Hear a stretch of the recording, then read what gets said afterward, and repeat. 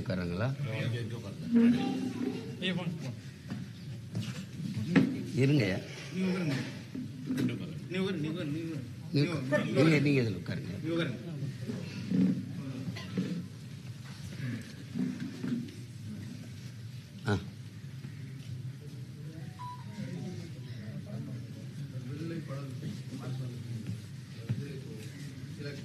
இடதுசாரி கட்சிகளை சேர்ந்த நிர்வாகிகள் திராவிட கட்சிகளில் சார்ந்த படம் எடுத்தால் ஏதாவது பிரச்சனை இருந்தால் சுட்டிக்காட்ட முடியுது. மற்ற தமிழ் தேசிய கொள்கைகளை பேசக்கூடிய படங்களை ஏதாவது தவறாக எடுத்துட்டாங்கன்னா நம்மளால சுட்டிக்காட்ட முடியுது. ஆனால் இடதுசாரி கட்சிகள் இடதுசாரி சார்ந்து எடுக்கக்கூடிய படத்துல எங்களுடைய கருத்துக்களை சொன்னா ஏற்றுக்க மாட்டாங்க. இடதுசாரி கட்சிகளை சேர்ந்தவர்கள் இந்த படம் இந்த மாதிரியான சில பிழைகளோட தவறு இருக்குன்னு சொல்லி கருத்து முன்வைக்கிறாங்க. அதில் எப்படி பார்க்குறீங்க? இல்லை, அதில் முதல்ல இது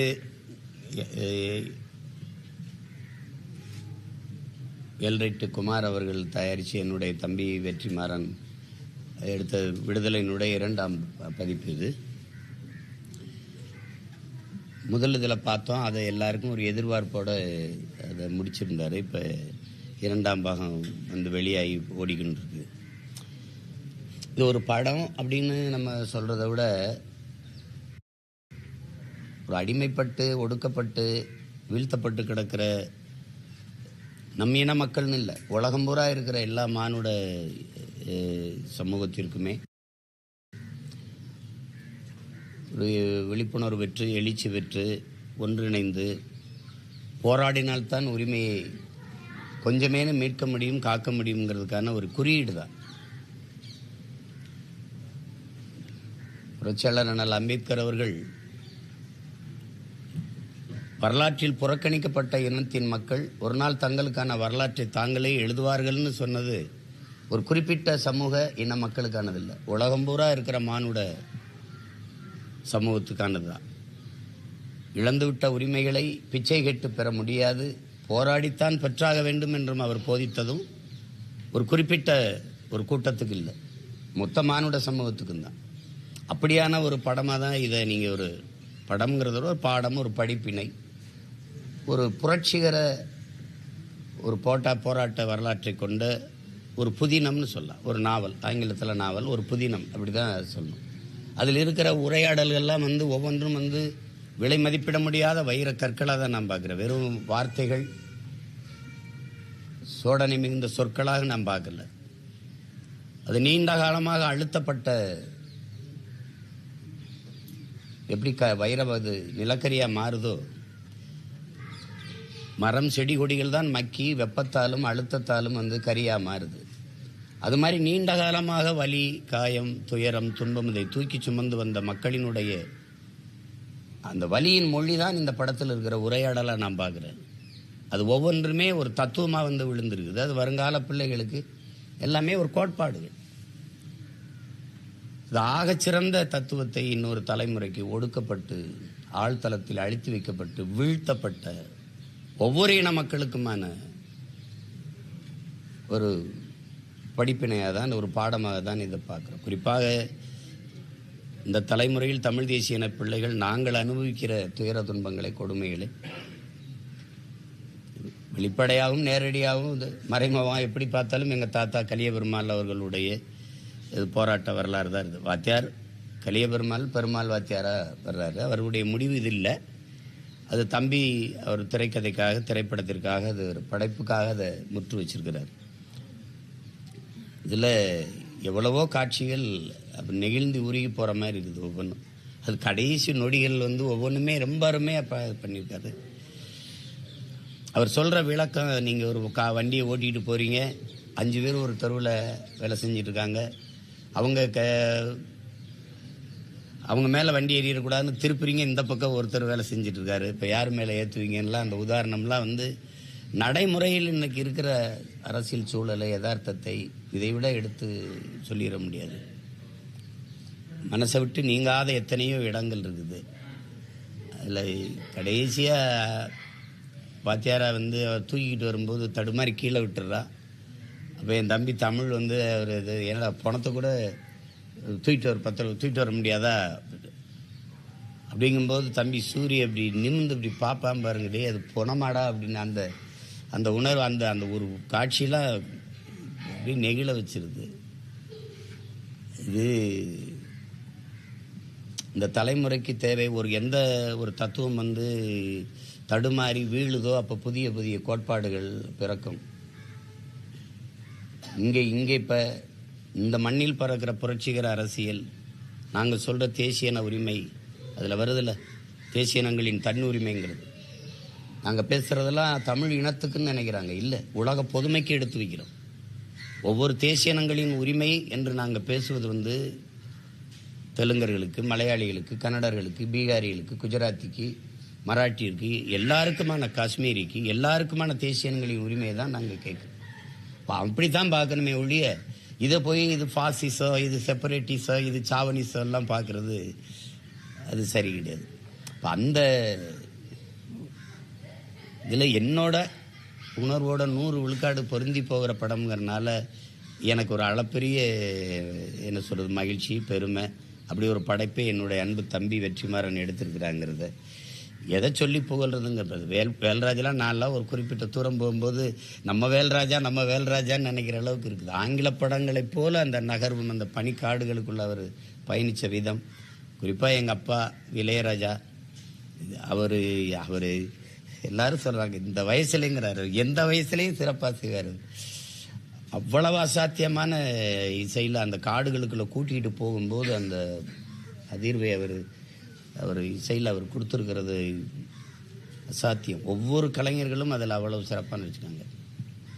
குறிப்பாக சேத்தன் ஐயா, ராஜீவ் மேனன், கௌதம் மேனன், என்னுடைய தம்பி சூரி, சேதுக்கு சொல்ல வேண்டியதே இல்லை. அவர் கூத்துப்பட்டையில் படித்து அவர் இவ்வளோ காலம் இருந்து போராடி திரைப்படத்தில் கிட்டத்தட்ட 50 படங்களுக்கு மேலே போயிட்டார் அவர். ஆனாலும் இது அவர் படத்தில், அவர் திரையுலக வாழ்க்கையில் இது ஒரு பெரிய படைப்பு. அவர் சேதுக்கு வந்து இது ஒரு வரலாற்று கதாபாத்திரம். அதை எடுத்து அவ்வளவு நேர்த்தியாக செஞ்சிட்டார், சாதாரணமாக செஞ்சிட்டார். அவர் உடல் மொழியும் அந்த உரையாடல் உச்சரிப்பும் வந்து அவ்வளவு சிறப்பாக வந்துடுது. கடைசியாக அவர் அமுதன் கதாபாத்திரத்தில் என் தம்பி நான் கூட என்னடா நம்ம ஐயாவை சுட்டுட்டேன் அப்படின்னு கேட்டேன். அவ்வளவு இது அதில் ஒரு ஆகச்சிறந்த படைப்பு தமிழில். அது விடுதலை அப்படிங்கிறது முதல் பதிப்போ 2வது பதிப்போ ரெண்டுமே சிறந்த படைப்பு. இப்படி ஒரு படத்தை அவன் என் தம்பி வெற்றிமாறனுக்கு முழு சுதந்திரம் கொடுத்து எடுக்க விட்ட தயாரிப்பாளர் தம்பி ஒரு மணிகண்டன், அவருடைய எல்டர் நிறுவனத்தினுடைய குமார், அவன் தம்பியோட ஒத்துழைச்ச ஒரு கலை இயக்குனர் உதவியாளர்கள், அந்த மலைகளில் சாப்பாடு கொண்டு கொடுத்த தொழில்நுட்ப கலைஞர்கள், படத்தொகுப்பாளர், சண்டை காட்சி அமைத்த கலைஞர்கள் எல்லாருமே மிகுந்த பாராட்டுக்குரியவர்கள். ஒலிக்கலவை செய்த பொறியாளர் எல்லாருக்குமே என்னுடைய மனந்திறந்த பாராட்டுகளும் வாழ்த்துக்களும். இது உலக தமிழ் மக்கள் போற்றி கொண்டாட வேண்டிய ஒரு அரிய படைப்பை என்னுடைய தம்பி கொடுத்துருக்கிறாருங்கிறதுல எனக்கு பெருமையும் மகிழ்ச்சி. வேற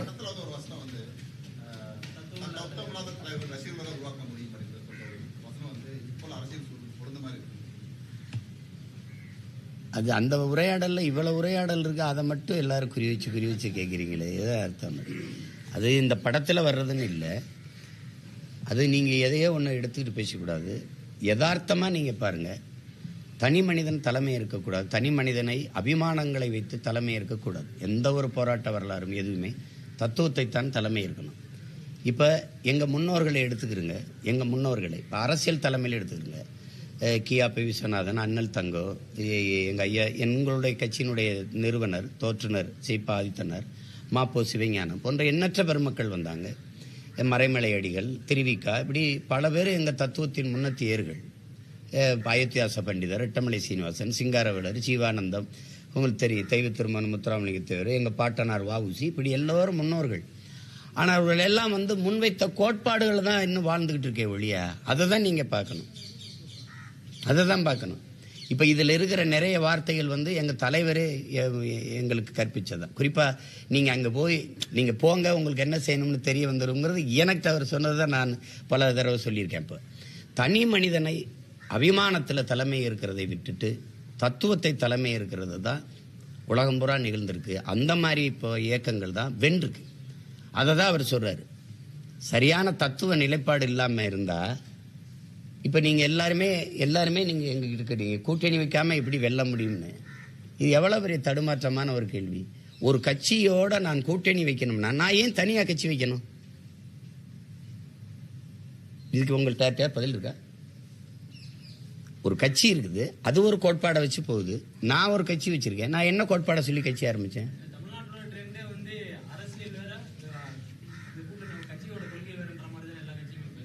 அதை விட ஆக சிறந்த ஏமாற்று ஒண்ணுமே கிடையாது. அது வேற. அது எப்படி நீங்க சொல்லுவீங்க? அரசியல் வேறனா அரசியல் யாருக்காக செய்யறது? பேசாதீங்க. கொள்கையை அடமானம் வைக்கிறது மாதிரி ஒரு கொடுமை இங்க இருக்கா? கொள்கையற்ற அரசியலும் ஒரு பாவம்ங்கிறாரு. 10 பாவம் சொல்றாரு காந்தி, அதுல ஒண்ணு கொள்கையற்ற அரசியல். கூட்டணி வைக்கிறதுனா எந்த இதுல போய் எந்த இதுல அதுல கூட்டணி வைக்கிறீங்க? அப்ப தனிய கொள்கை இதுக்கு அந்த கட்சியோட போய் சேர்ந்துட்டு போயிடலாமே. அந்த கட்சி எந்த கட்சியோட கூட்டணி வைக்கிறோமோ 10 கட்சிகள் சேர்ந்து ஒரு கட்சியோட கூட்டணி வைக்கும்போது தனித்தனியா கட்சி தேவை இல்லையே. அந்த வீட்டில் தான் சாப்பிடுவோம், அந்த வீட்டில் தான் உறங்குவோம்னா தனியாக உங்களுக்கு வீடு எதுக்கு? அந்த வீட்டிலே குடியிருந்துட்டு போகலாம்ல. கேட்டால் கட்சியை காப்பாற்றணும் அப்படிம்பீங்க. கட்சியை காப்பாற்றுறது லட்சியமாகி போனால் எந்த லட்சியத்தை காப்பாற்ற கட்சி ஆரம்பிச்சிங்கிற கேள்விக்கு உங்கள்ட்ட பதில் இருக்கா? நீங்கள் வரலாற்று சாதனைகளில் கெஜ்ரிவால் கூட்டணி இல்லாமல் எப்படி வெல்ல முடிஞ்சது சட்டசபை தேர்தலில்? சொல்லுங்க, எப்படி வெல்ல முடிஞ்சது? 14 தேர்தலில் அம்மையார் ஜெயலலிதா தனியாக நின்று 37 ஏடு அப்படி வெல்ல முடிஞ்சது. அதெல்லாம் இங்கே சிக்கல். அது இல்லை. தனியாக நின்று வெல்ல முடியாதுங்கிறது சமரசம், ஒரு காம்ப்ரமைஸ். அதுக்கு கொஞ்சம் நீண்ட நாள் காலம் கொடுக்கணும், செலவு, அதுக்கான காலத்தை விலையா கொடுக்கணும், உழைப்பை கொடுக்கணும். அது தற்காலிக தோல்விக்காக நிரந்தர வெற்றியை இழக்கிறது. அதனால அந்த சமரசங்கள் வந்துடுது. அதனால நீங்கள் எடுத்தோடனே என்னென்ன அந்த இப்படி சொல்கிறாரு தத்துவம் இல்லாத தலைமை அப்படின்னு. அது தத்துவம் இல்லாத தலைமைன்னு யாருக்கு இல்லை, எனக்கும் சேர்த்து தான், நாளைக்கு வந்தாலும் உங்களுக்கும் சேர்த்து தான். ஒரு என்ன கோட்பாட்டை முன்வைக்கிறீர்களோ அதில் சமரசம் இல்லாத இறுதி வரை உறுதியாக நின்று போராடுகிறீங்களா, தோல்வியோ வெற்றியோ அதில் நிற்கிறீங்களா, அதை வச்சு தான் உங்களுக்கு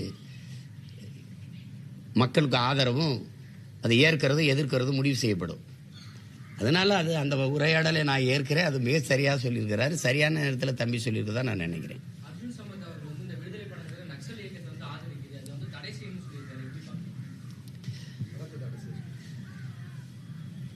ஒரு மதத்தை போற்றுவது, மதம் சார்ந்த மக்களை மட்டுமே நலன் சார்ந்து பேசுவது, அதை மட்டுமே பேசுவதை விடவா ஒரு கொடிய நக்சல் இந்த நாட்டில் இருந்துட முடியும்? நக்சலுங்கிறது புனிதமான சொல். அதை போய் நீங்கள் திருப்பி பேசிக்காதீங்க. நீங்கள் நக்சல் எப்படி உருவானான்னு சொல்லுங்கள். இதில் காட்டப்படுற நக்சல்னா இந்த படம்ங்கிறது இங்கே பாருங்கள். ஒரு போராட்டக்காரன், ஒரு போராளி எங்கே வாரான், இவன் ஏன் கத்துறான்னா சும்மா கத்துவானா? வலிக்கிறதுனால கத்துவான், ஒன்றும் பசித்து கத்துவான், வலியினால கத்துவான், அப்படித்தானே? அப்போ அது ஏன் கத்துறாங்கிறத நீங்கள் கேட்காம கத்துறான், சும்மா கத்துறான், பைத்தியக்கார மாதிரி கத்திக்கிட்டு இருக்கான், அப்படி பார்த்தா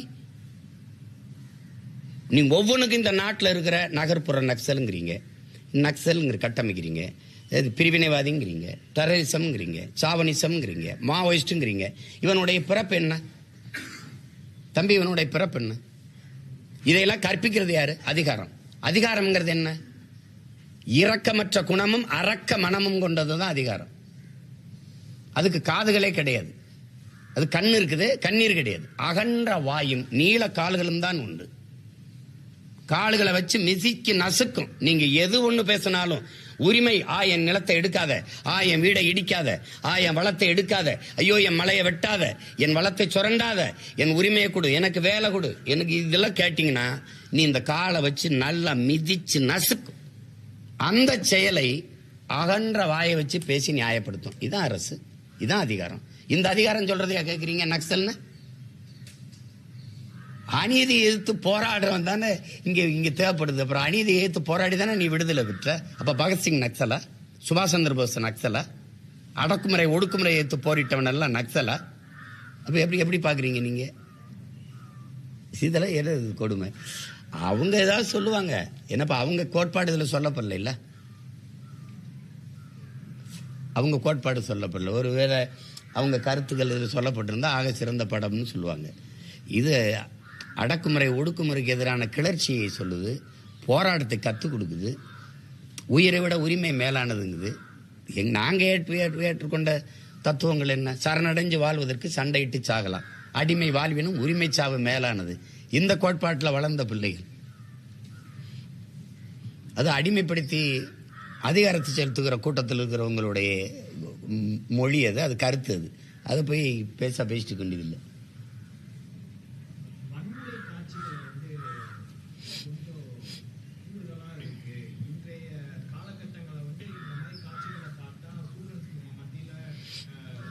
இந்த படம் வர்றதுக்கு முன்னாடி நிறைய கொலைகள் நடந்துருச்சு. இப்போ 20ஆம் தேதி தான் வந்திருக்கு. நீதிமன்ற வளாகத்திலையும் பள்ளிக்கூடத்தில் பிடிச்சுக்கிட்டு இருக்க வாத்தியாரை கொன்னது, நீதிமன்ற வளாகத்தில் கொன்னது, இதுகளெல்லாம் எப்படி? இதெல்லாம் இந்த படத்தை பார்த்து தான் போய் கொன்னாங்களா? இதுக்கு முன்னாடி கொலைகளே இல்லையா? வன்முறையே இந்த நாட்டில் இல்லையா? 15 பேரை ஸ்டெர்லைட்டு ஆலை போராட்டத்தில் சுட்டு கொன்னது அதிகாரமா இல்லையா? அது மாதிரி காட்சி தானே இதில் இருக்குது. நீங்கள் அப்படி தான் பார்க்குறீங்க. 20 பேர் ஆந்திர காட்டுக்குள்ள சுட்டு போட்ட அதிகாரத்தை யாருமே நீங்கள் கேள்வி கேட்கல. கேட்டால் திருட வந்தாங்கிறீங்க. திருட வந்தால் கைது பண்ணி சிறையில் தானே போடணும், சுட்டு கொள்ளணுங்கிறது நீதி இல்லையே. அப்படி ஒன்றும் இல்லையே. அந்த அதிகாரத்தை நீங்கள் கேள்வி கேட்டீங்களா? கூலிக்கு வெட்ட வந்தவனை சுட்டு போட்டியில் வெட்டி ஏத்துற முதலாளியை கைது பண்ணியான்னு நீங்கள் கேட்டீங்களா? ஏன் கேட்கல? ஏன் கேட்கல? நீங்கள் எல்லை தாண்டி வர்றான்னு என் மீனவனையே சுடுறியே, கேரள மீனவன் எல்லை தாண்டி வர்றானான்னு கேட்டீங்களா? வர்றான், ஏன் நீ சுடலை? ஏன் நீ கைது பண்ணல? அப்ப எல்லை தாண்டி வரவன் மீனவங்கிறது இல்ல அவன் பிரச்சனை, தமிழன்கிறதான் பிரச்சனை. இப்ப நான் கேட்கிற மொழி புரியுதா? அப்ப என் வழி உங்களுக்கு உணர முடியும். அப்புறம் இது கற்பனையில் எடுக்கப்பட்டிருக்கா? சொல்லுங்க, எடுக்கப்பட்டிருக்கா? நீங்க வீரப்பனை தேடுற வேட்டையில எத்தனை நூற்றுக்கணக்கான பெண்களை வன்புணர்வு பண்ணீங்க? எவ்வளவு பேரை காணா பணமாக்குனீங்க? அப்போ யாரு? அது தெரியாது. இது முதலமைச்சர் பார்க்கறதுக்கு எடுக்கிறதில்ல, ஒவ்வொரு குடிமகனும் பார்க்கறதுக்கான படம் இது. அதுதானே அப்படித்தானே எடுத்திருக்குது. அவர் பார்க்கலாம், நேரம் இருந்தால் பார்க்கலாம். அது எல்லாரும் பார்க்கறது தானே எடுத்திருக்குது படத்தை. யாரும் பார்க்கக்கூடாத கருத்தை ஒன்றும் தம்பி எடுத்து சொல்லியில்லை, யாருக்கு எதிரான கருத்தை ஒன்றும் சொல்லியில்லை. நடந்த சின்ன சின்ன நிகழ்வுகள், இந்த தமிழ்நாட்டில் நடந்த நிகழ்வுகள், எங்கெங்கே நடக்கிற மானுட குலத்திற்கு ஏற்படுகிற இன்னல்கள், அதை எதிர்த்து போராடிய போராட்டங்கள், அது எல்லாமே இந்த கதையில் வெளிப்படுதில்லை. அதை தான் நீங்கள் பார்க்கணும்.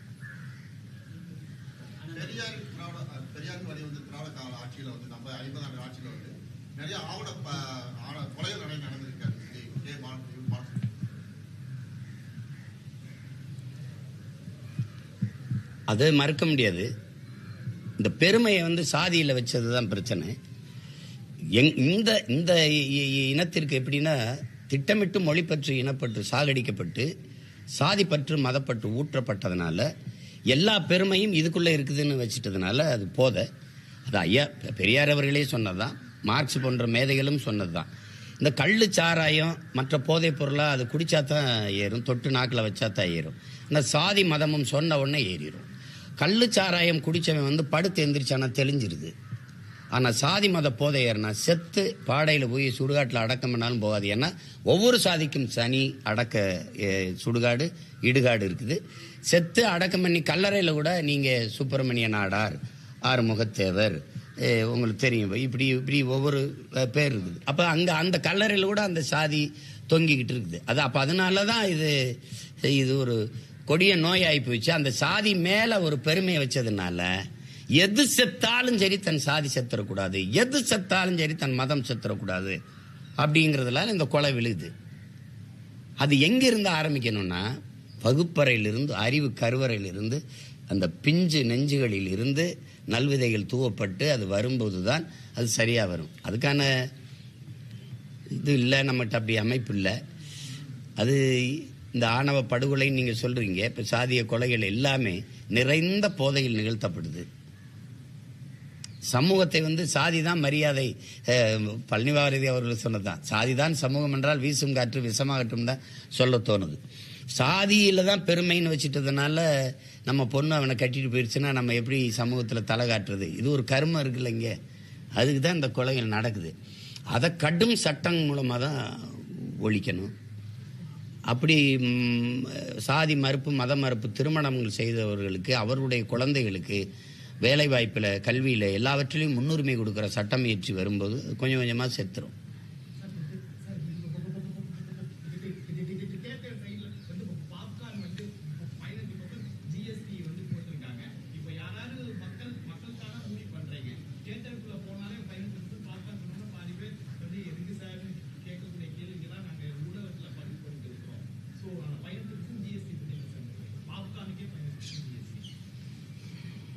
நான் மொத்தமாகவே எதிர்க்கிறேன், அதை வெறுக்கிறேன். உங்களுக்கு புரியுதுன்னு நினைக்கிறேன். நேற்று கூட ஒரு தம்பி கிரெட்டா அப்படின்னு ஒரு கார் வாங்கினேன். கார் இந்த மயிலுந்தின் விலை 13 லட்சம், ஆனால் இது 15 லட்சம் அதுக்கு வரி மட்டும் கட்டியிருக்கேன் அப்படிங்கிறாப்புல. நீங்கள் இந்த பாப்கார்ன் தானே உணவு பண்டத்தில் சொல்கிறீங்க. பார்வையற்றோர் எழுதி படிக்கிற தாள் இருக்குல்ல, அதுக்கு வரி உங்களால் நம்ப முடியுதா? இடுப்பு கீழே விளங்காத ஒரு பயணிக்கிற முற்சக்கர வாகனம் இருக்குல்ல, மாற்றுத்திறனாளிகள், அதுக்கு வரி. கேட்குற திறன் கருவி இருக்குல்ல, அதுக்கு வரி. இதையெல்லாம் எப்படி பார்க்குறீங்க? எல்லா கரும இளவு வரியும் எடுத்துட்டு போங்க. அந்த வரி வருவாய் இருக்குல்ல, என்னவா இந்த மக்களுக்கு திருப்பி வருதுன்னு ஒரே ஒரு தடவை சொல்லுங்க. அதை தான் நான் பல காலமாக கேட்குறேன். இந்த நாடை நீங்கள் எப்படி பார்க்குறீங்க? குழந்தைகள் சாப்பிட்ற பிஸ்கட்டுக்கு 18 விழுக்காடு வரி, தங்க பிஸ்கட்டுக்கு 3 விழுக்காடு தான் வரி. அந்த 3 விழுக்காடு வரியை விதிக்கலாமா வேணாமாங்கிற விவாதம் 3 நாள் நடந்ததுன்னா உங்க யாரால நம்ப முடியுதா? யாராலே நம்ப முடியுதா? இப்போ யாருக்கான அதிகாரம் கட்டமைக்கப்பட்டிருக்குன்னு பாருங்க. பாப்கார்னையும் விட கொடுமையெல்லாம் இருக்குது. அது பாமக தலைவர் அன்புமணி என்ன சொல்லியிருக்காருன்னா, துரைமுருகனுக்கு ஏன் துணை முதல்வர் பதவி கொடுக்கல? அவர் வந்து அந்த கட்சியில் நிறைய தியாகம் பண்ணியிருக்காரு, சிறைக்கு போயிருக்காரு. ஆனால் அவர் வன்னிய சமுதாயத்தை சேர்ந்தவர் இருந்தாலும் அவருக்கு துணை முதல்வர் பதவி மறுக்கப்பட்டிருக்கு அப்படின்னு சொல்லியிருக்காரு. நான் தான் முதல்ல அதை கேட்டேன். இப்போ பார்த்துருப்பீங்கன்னு நினைக்கிறேன். எங்கள் ஐயாவுக்கு கொடுக்கக்கூடாதான்னு கேட்டது நான் தான். அது முதல்ல அதை ஐயா சொல்லியிருக்கிறாங்க. அந்த ஆதங்கம் வந்து ஒவ்வொரு தமிழ் மகனுக்கும் இருக்கும். எங்கள் ஐயா அன்புமணிக்குன்னு இல்லை, எல்லா தமிழனுக்கும் இருக்கும். இப்போ நீங்கள் இப்படி பாருங்களேன், நீங்கள் சனாதனம்ங்கிறீங்க. சனாதனம் பிறப்பினாலே ஒருவருக்கு உயர்ந்த பதவி வந்திருக்குங்கிற அமைப்பு இருக்குல்ல, கிடைச்சிருங்கிற ஒரு அமைப்பு இருக்குல்ல, அதை எப்படி பார்க்குறீங்க? அதுதான் சனாதனம். இந்த இடத்துல அவர் பிறந்துட்டதுனாலேயே எளிதாக அவருக்கு அந்த பதவி வந்துடும், உயர் பதவி கிட்டிருங்கிற அமைப்பு இருக்குல்ல, அந்த நிலைமை இருக்குல்ல, அதுக்கு பேர் தான் சனாதனம். உங்கள் அப்பா இருப்பார், அப்புறம் நீங்கள் வருவீங்க, இப்போ நீங்கள் இருப்பீங்க, உங்கள் மகன் வருவார். இவ்வளவு பெரிய நாட்டுக்குள்ளே இல்லாத துணை முதல்வர் உங்கள் வீட்டுக்குள்ளே தான் வருவாராங்கிற கேள்வியை நீங்கள் எழுப்பி பார்க்கணும். அதுக்கு தான் நீங்கள் குடிவாரியாக கணக்கெடுங்கிறோம் நாங்கள். அப்படிதானே நீங்கள் பார்க்கணும். இப்போ நீங்கள் எந்த வழியில் எங்கள் ஐயா துரைமுருகனை தாண்டி தம்பி உதயநிதிக்கு தகுதி வந்துருச்சுன்னு கொடுத்தீங்க? அந்த கேள்வியை கேட்க வேண்டியது, கேட்டால் அது திமுகவின் உட்கட்சி பிரச்சனைன்றீங்க. நீங்கள் முற்போக்கு பேசுனீங்க, சுயமரியாதை பேசுனீங்க, எல்லாம் பேசுனீங்க, பகுத்தறிவு பேசுனீங்க. கடைசியாக நீங்கள் முற்போக்குவாதிகளை, சீர்திருத்தவாதிகளை, புரட்சியவாதிகளை உருவாக்குவதில் கொத்தடிமைகளை உருவாக்கி வச்சுட்டீங்க. ஒரு முன்னாள் சட்டமன்ற உறுப்பினரே இனமான பேராசிரியர் விருதை பெற்றுட்டு அவரே பேசுறாரு, எங்களை கலைஞர் வீட்டினுடைய கொத்தடிமைகள் என்று கூட சொல்லுங்கள், எங்களுக்கு பெருமை தான் பேச வச்சுட்டீங்க. நான் சொல்லல, அவரே சொல்றாரு நாங்க கொத்தடிமைகள் தான். இதை நம்ம 2 பேரும் பேசி என்ன இருக்குது? முதல்ல இந்த மாதிரி கொடுக்க போறாங்கும் போதே நான் தான் இதை பேசினேன். இப்ப என்னுடைய பேச்சு இருக்கு, காணொலியில இருக்கு. ஏன் நீங்க எங்க ஐயாவுக்கு கொடுக்க கூடாது அப்படின்னு அப்ப கூட சொன்னேன். இடைக்கால இவர் அமெரிக்கா போகும்போது இடைக்கால முதல்வர் எடுக்க போறதா கூட பேச்சு வந்தது. அந்த வாய்ப்பையாவது எங்க ஐயாவுக்கு கொடுங்கன்னு கூட நான் பேசினேன். அண்ணா காலத்திலிருந்து ஐயா கருணாநிதி அவருடைய காலத்திலிருந்து வந்த ஒருத்தர், இவருக்கு எம்ஜிஆர் காசில் படித்தவர் இவரு. அவர் நினைச்சிருந்தா எம்ஜிஆர் கூடவே இருந்திருக்கலாம். அவ்வளவு இது அது. இப்போ அதை போய் நம்ம பேசி ஒன்றும் இல்லையே. நம்ம இதை கேட்குற எல்லாருக்கும் உங்களுக்கு வருத்தம் வருதா? அதில் இருக்கா? எனக்கு இருக்கு, கோபம் இருக்கு, உங்களுக்கு இருக்கா? அப்படி ஒவ்வொருத்தருக்கும் கோபமும் வருத்தம் வந்துச்சுன்னா சரியாயிடும்.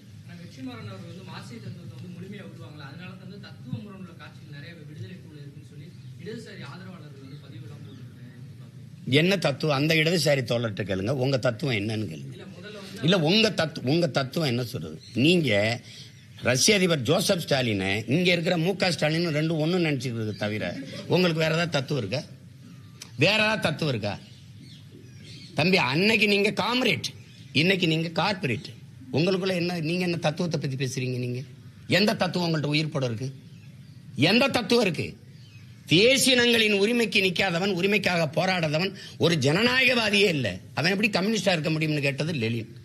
நீங்க தேசியனங்கள் உரிமைக்கு உங்களுக்கும் 10,000 கிலோமீட்டர். தேசிய உரிமைக்கு நிக்கிறீங்களா நீங்க? நான் அதை கேட்டால் லெனின் சொன்னதை இன்னைக்கு பொருத்த முடியாதுன்னு. லெனின் சொன்னதே பொருத்த முடியாது. நீங்க சொல்ற இலவகர் மந்திரத்தை எங்கே போய் பொருத்துறது? எந்த இடத்துல நீங்க நிக்கிறீங்க? மொழிக்கு நிக்க மாட்டீங்க, நிலம் வளத்துக்கு நிக்க மாட்டீங்க, அப்புறம் இனம் கிடையாது, இன உரிமை கிடையாது. எந்த இடத்துல நிப்பீங்க? என்னுடைய பண்பாடு, என்னுடைய கலை இலக்கியம், என்னுடைய வழிபாடு எதுக்கு இல்லை? கலை இலக்கியம்னு ஒன்று வச்சுட்டு இருந்தீங்க, அது எங்க இருப்ப? அது எங்க? அதுவும் இல்லை. நீங்க போய் இதுல அது தத்துவத்தை உள்வாங்கல அப்படின்னு, இது எப்படி இருக்கு? கொடுமைதான். உள்வாங்கியதாலதான் அவனுக்கு இந்த படத்தை எல்லாம் இப்படி படைக்கணும்னு தோணுது. அதெல்லாம் சொல்லிட்டு இருக்காதீங்க. நீங்க இப்ப உட்கார்ந்து இருக்கிற நான் எங்க இருந்து வந்தேன்றீங்க? பல வேறு, ஒரு வேறு இல்ல, திராவிட வேறு மட்டும் இல்ல, மார்க்சிய வேறு, மாக்கா ஈக்கா எல்லா இடத்துலையும் நின்று இங்கிருந்து வந்தால்தான். 5 விரல், ஒரு விரல் பிடிச்சி நடக்கல, 5-6 விரல் பிடிச்சி நடந்தாலும் கடைசி அங்கே நிக்குது தேசிய உரிமை அப்படின்னு நிக்குது.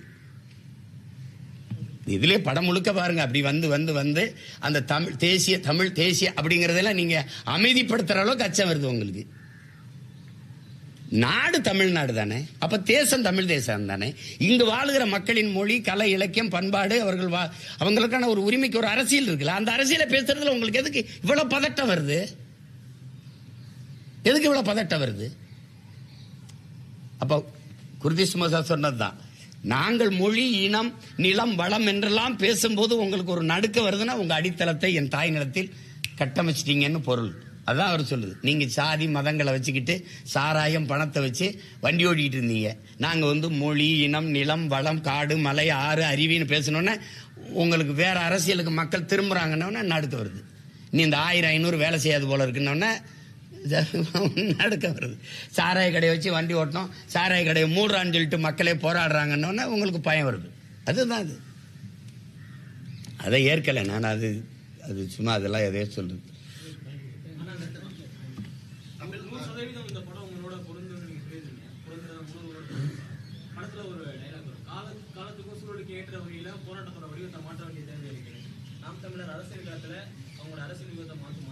இல்ல மாத்தினதுனாலதான் நான் எங்க தலைவர் வழியிலிருந்து, எங்க தாத்தா வழியிலிருந்து, எங்க அண்ணன் தமிழரசன் வழியிலிருந்து இங்க வந்தது.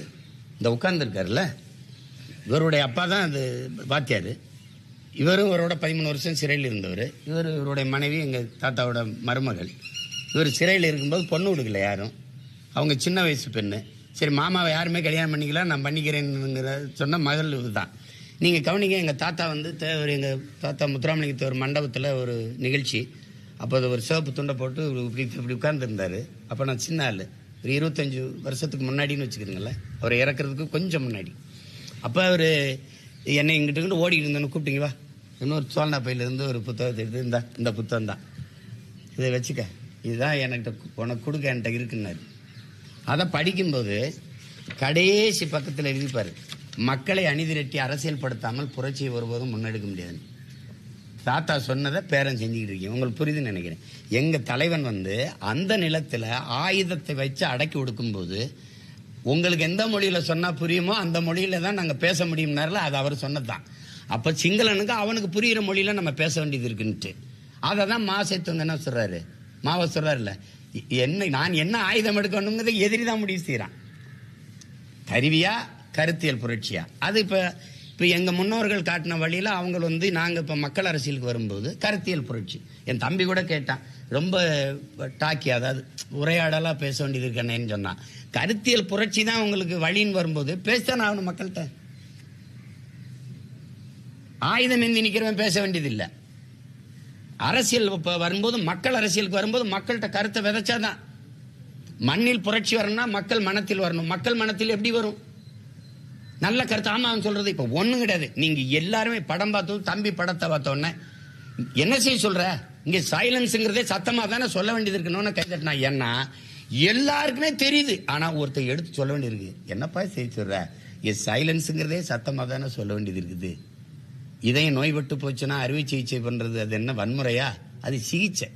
அது மாதிரிதான் இதுன்னு சொல்றது இருக்குல்ல. அப்ப அதை சொல்லித்தான் அவனுக்கு புரிய வைக்க வேண்டியது இருக்கு. அதனால இப்ப நாங்க பாதை சரியா தேர்ந்து செஞ்சிருக்கோம். இதுல ஒரு சமரசம் இல்ல. நீ இன்னொரு 10 தேர்தல் கூட என்னை தோக்கடியே, நான் செத்தே போயிடறேன்னு வச்சுக்கிறேன். இப்ப என் முன்னோர்கள்லாம் இல்ல, ஆனா நான் வருவேன்னு யாராவது நினைச்சாங்களா?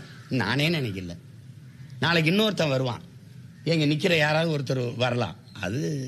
அததான் இந்த படம் சொல்லுது. தத்துவத்தை நம்பு, தனி மனிதனை தலைமை ஏற்காத, ஆக சிறந்த தத்துவத்தை தலைமையேற்று நில்லு. தனி மனிதன் மாறலாம், தத்துவம் மாறாதுங்குது.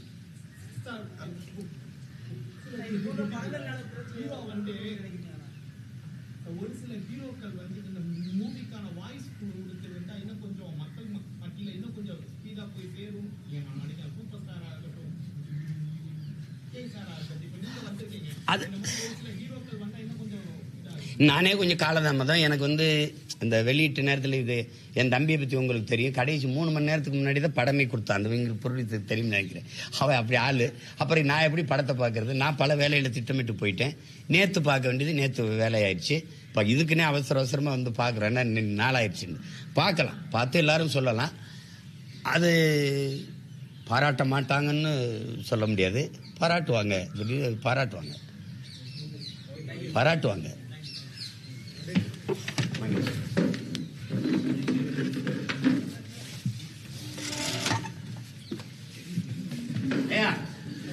வரமானே ஓகே இங்கிட்டு ஓகே.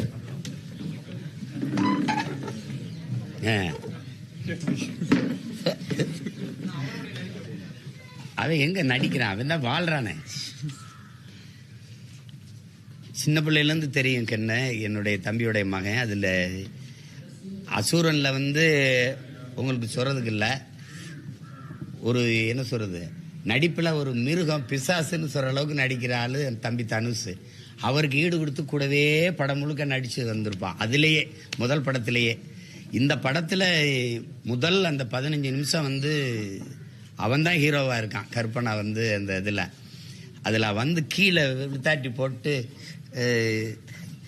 அவன் அந்த நெஞ்சில் வச்சுட்டு இது எங்கள் பாட்டேன் முப்பாட்டேன் தாத்தேன் அப்போ அந்த காலத்திலேருந்து வந்த கோபம்டா, எங்களுக்கு தாண்டா அந்த வீரம் வரும், உங்களுக்கு வராதரான்னு சொல்லி அடிப்பான்ல. அந்த இடத்துலலாம் மெய் சிலுத்துட்டேன். ஏற்கனவே எனக்கு சொல்லிட்டாங்க கென் வந்து அசத்திட்டான், பிரமாமா நடிச்சிட்டான் அப்படின்ட்டு. அது தம்பியும் சொன்னா, வெற்றி அவனை பாருங்க அப்படின்னு, ஆள் எப்படி சண்டை செஞ்சிருக்கான் அப்படின்னு. சிறப்பாக நடிச்சிருந்தான். அவனுக்கு பெரிய எதிர்காலம் இருக்குது. நல்லா நடிச்சிருந்தான். அவனுக்கு என்னுடைய பாராட்டுக்கள், வாழ்த்துக்கள். எல்லாரும் படத்தை பார்த்து நம்ம பிள்ளைகள் எல்லாரையும் நீங்கள் வாழ்த்தணும். தமிழ் வெறும் நடிகன் மட்டும் இல்லை, சிறந்த படைப்பாளி. டானாக்காரன் பார்த்துருப்பீங்க. ஆக சிறந்த படத்தை எடுக்கக்கூடிய படைப்பாளி தான். எல்லாம் வெள்ளைக்காரன் தான் சிறந்த படம் எடுப்பாங்கிறது இல்லை, கருப்பைங்க நாங்களும் எடுப்போங்கிறதுக்கு நிறைய படைப்புகள் எங்ககிட்ட இருக்கு. என்னடா நன்றி.